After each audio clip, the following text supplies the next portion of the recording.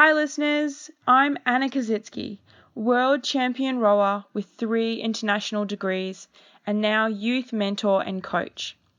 This is the Aspire Beyond Greatness podcast, where I share inspiring individual stories to empower you to achieve your goals and future life pursuits.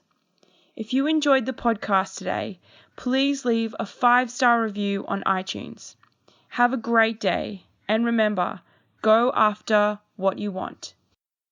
Thanks for tuning into the Aspire Beyond Greatness podcast. Today we have a very special guest, Angela Heck. Thank you so much for joining us today, Angela. Hey, thanks for having me. Awesome. To give you some more background on Angela, she is joining us from Germany today, and she is a psychic life coach, which I'm really excited to hear more about. And to kick us off, I would love to ask you as our first question, what advice would you give to your 14-year-old self? Be more patient. That's totally like breathe. I was someone who wanted to change the whole world, but within a second, and that didn't work out. Yeah. It just totally didn't work out. But I had a very patient dad, and he was always like, when you will be older, you will look at it much more relaxed. That's awesome. That reminds me of that Que Sera song a little bit. Whatever will be, will be. Yeah. Yeah, exactly. Yeah. Do you think that his... Oh, sorry. Yes, go ahead. Oh, do you think that his feedback helped you to be more patient, or just sort of reminded you to be patient at that age? It didn't help me in that moment, but when I grew older, I started to give the same advice to young people.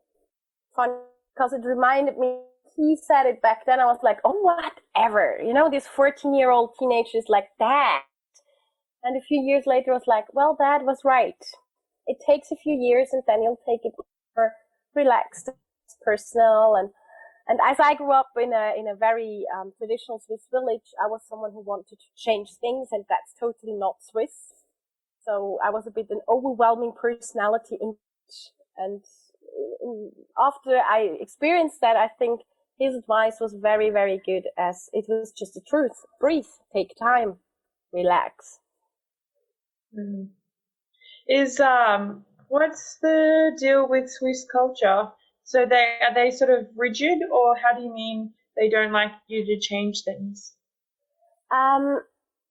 Swissies seem to be very closed down. We are not, but in a village, time is slower than when you're in a town. Like, for example, is an international city, and it depends on which area you go up in the mountains. Changes take more time, and it's slower, and you know, these modern things don't have to be up there yet. And I grew up a little bit in one of these, but I was the colorful bird in it. Yeah, a little bit unique. I like that. That's really cool. And I would love to hear more about the career. So a psychic life coach. How did you decide on that career? I actually did not decide on it. Decided more or less on me. I grew up with this. I had this gift from the moment I was born, or most probably even when I was already in my mom's belly. And at a certain point, I figured that I always used the sentence, other people ask for money for doing that. And I was working at bars and restaurants, hotels, and I was more supporting the people by talking to them than by bringing them food and drinks and whatever. And then I went to sail from Mauritius to Australia, weeks on the Indian Ocean. And somehow 5 weeks I was like, okay, now I go. Now I go to be who I really am and stop to hide behind the job I learned or I studied. And that's how I started it. It was just like this, bam, the moment I stepped foot in Australia, I was like, okay, I go for it. That's so cool. It sounds like you've traveled quite a bit. Has that been a part of your career, or just you enjoy the idea of, you know, being in different places and learning from different places that you go to? I think the world is so beautiful. I want to see all of it. I'm not good in traveling like the standard places, this trips or something. I'm not very good at that yet, but I love to go to special places. I went to the Arctic, and then I went to the Antarctic. I lived in India, I lived in Egypt, and I just love to learn cultures and people. And I think that's just amazing how the exchange can be and what you can learn from young people, old people. I just love it. It's my passion. And the thing is, I can work from wherever I am at. And that's why I decided to work online as well. First was like, no, and now I'm like, I do it both ways. It works. That's fantastic. I think I haven't done probably as much traveling, but from the travel that I have done, I think it's just such a great way to see the world, and you learn so much more about, your place in the world and different cultures, like you said. And I think that if everyone has the opportunity to travel, that it's one of the best things that you can do for sure. Totally. I learned more from traveling than from 9 years in school, plus the study. Yeah, and probably a little bit less challenging, I'm sure, at times. From all the different things that you've done and the experiences that you've had, what would you say has been your greatest lesson in life? My greatest lesson in life, I think when I was flying in a we we have in Zurich this event of Carnival, and we went there, my dad and me, and we took a taxi home. And when we sat into the taxi, my first thought was, this law is stupid for taxi drivers that they don't have. We started driving, and then later on I had this urge to say, stop the car, stop the car. And I didn't do it because I was like, oh, come on, you're silly. You're 18 years old. Why should you say to stop the car? There's no reason, blah, blah, blah, blah, blah. And a few minutes later, we were literally flying in this car because he got on ice while driving. And that was the moment, universe, listen to your gifts or you're screwed. And I decided to do the gift part and skip the screw part. But that was the biggest lesson, especially because my dad was involved. He was less injured than me. He was much less injured. But still, the fact that someone you love dearly is so close to you when something like this happened, that was even the bigger shock than flying in the car, to be honest. But that was a lesson. That was a clear lesson to listen to my gut feeling because it's always right. Definitely. Yeah, that's huge. And, especially now, because that's a big part of what you do, it makes sense to do that. And I think, yeah, as young people who I'm working to influence through my business and my podcast, I think we are so quick to sort of judge those feelings and, like you said, kind of push them down, when really it's so important to listen to them, because how will we know if we're safe or if we're making the right decision if we don't listen to our instincts? Yeah, and what's very fascinating is we are very driven by fear in general. We get driven by because people say, if you don't have this, then will this happen, blah, blah, blah. But the real fear in this moment is something much deeper, is a feeling that's much, much deeper. And then you figure, oh, okay, that's fear. That's the real fear. So you even start losing fear when you follow your real path. That's really your way. That was fascinating to observe. It took me a while, to be honest, not that I got out of the car and headed like that. But yeah, that's totally fascinating.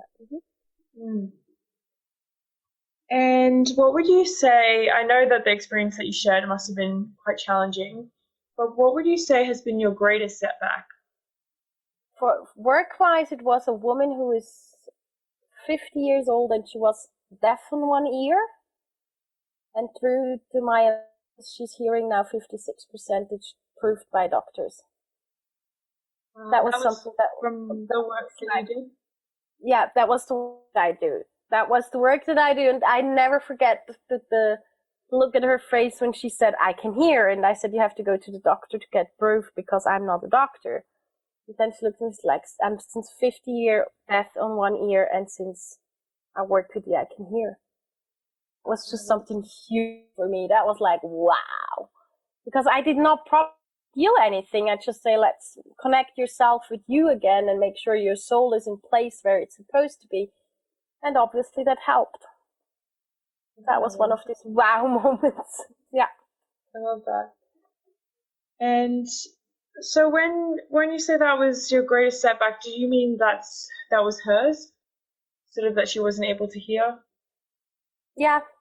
It's for her was kind of a punishment, kind of, to her life. Mm.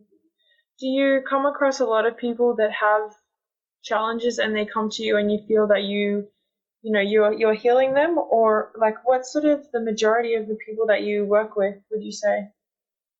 The majority of people is actually women who have lost themselves, kind of.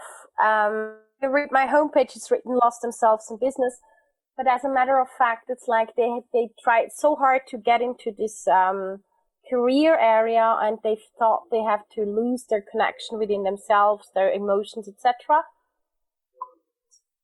It's just to reconnect everything within them and make them fulfilled with who they are. These are my main clients, but I also have actually children, etc. My goal is not to heal them. I'm not a healer or something. It's really like I just all of the dots again, so they feel completely in I actually call it inform. And then this healing starts automatically, or these changes start automatically, because when you feel fulfilled within you with body, mind, and soul, they start to vibrate. They want to go on and change things, and that's great to see. Yeah, it sounds really rewarding, very exciting. And what would you say that you are most proud of? That I stay true to myself no matter what. I sound arrogant when I say it like this. I just heard it. I'm arrogant. But I am very authentic, and I stay true to myself, which doesn't mean that I tell people what to do, but I also tell someone if they are in this sorry mode, they feel sorry for themselves all the time. And I tell them, listen, I don't work with you as long as it's like that, because they're throwing money out of the window from your side, and I throw energy out of the window from my side. And for me, that is very important, to be able to look in the mirror every morning when yeah, that's what I'm proud of. I'm able to look in the mirror every morning. Mm-hmm. That's perfect. I think that's so important, especially for young people.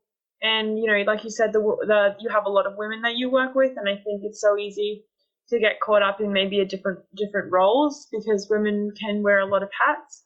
Whether you're a mother or a business owner or a worker or a friend or an aunt or something. It's just there's so many different things that women can be involved in, and young people too. And finding who you are and staying true to that is really important. Yeah, and what I figured is it's very important to be able to say I'm sorry, because I'm not perfect. I'm far from it. But when you're able to say I'm sorry, I made a mistake, then it's easier to have to have another day. When you wake up and you look in the mirror and you're like, probably the most smartest thing to do, but you said sorry and you meant it. Definitely. Yeah, I love that.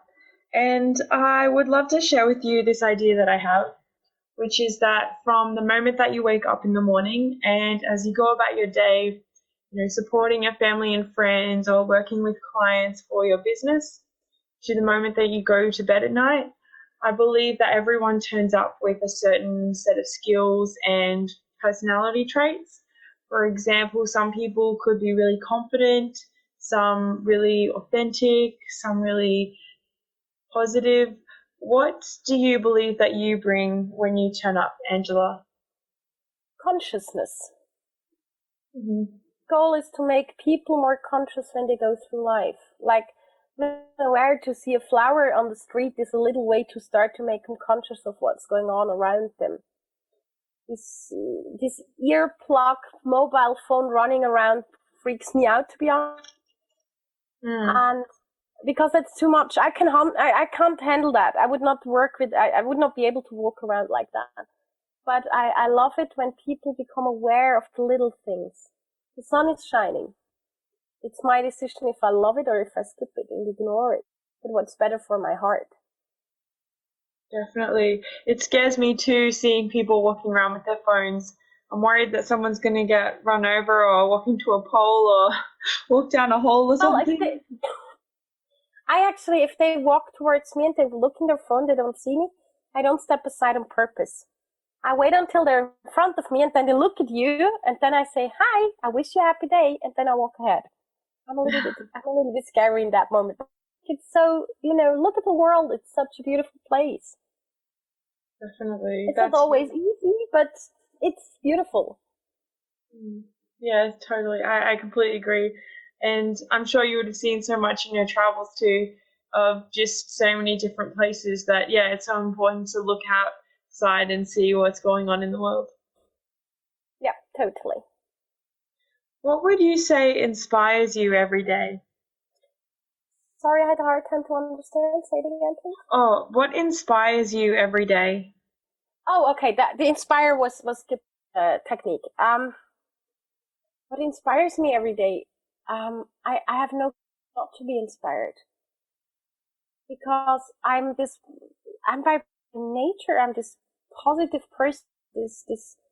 My brother used to call me a gummy ball, jumping always around and being all over the place. And I just love life, even when it's hard. I always see the positive. There is always a solution. I don't see problems. I see solutions, and that might sound like super weirdy, but I am like that. I'm really like that born. Friends of me call me a positive one. If you have a problem, call her. She always has a positive solution. That's my nature, and that's why I'm so inspired by being here. I don't have a hard time to be like that. I don't have to drag myself into positivity. I'm just me. I'm very lucky, to be honest. I consider myself extremely lucky that I have this very high level of positive energy. Yeah, it sounds awesome. I'm excited for the people that are lucky enough to work with you. They must be very inspired by your gummy bear excitement. Yeah, it can sometimes it can be a little bit too much for them, because when I'm very excited and they're not yet there, they're like, "Oh my goodness, for Christ's sake, really?" And I'm like, "Yeah, you go this way." That's good. That's perfect. And who has been your biggest supporter? My horse. I was a lucky one and I had for 18 years a horse, and horses are very, very honest. He was mirroring me and mirroring me and mirroring me until I got it. He was very, very good supporter. I know it's weird to have a horse as a supporter, but he did great. And for humans, it was my dad, because he taught me how to love unconditionally. He was really able to love unconditionally, and that's a huge lesson to learn in life. Definitely. Yeah, that's amazing. And yeah, so when you say a horse, was that a pet that you had growing up, or was that more recently? He's now gone for 8 years. That means I had him since I was 12 till I was 30. I had him for 18 years, so he was through my whole teenage years, becoming an adult. He was a long, long part of my life for 18 years. Yeah. Longest relationship I ever had. That's awesome. Yeah, fantastic. Well, thank you so much for joining us today, Angela. I've really enjoyed the wisdom and the different messages that you've shared with us.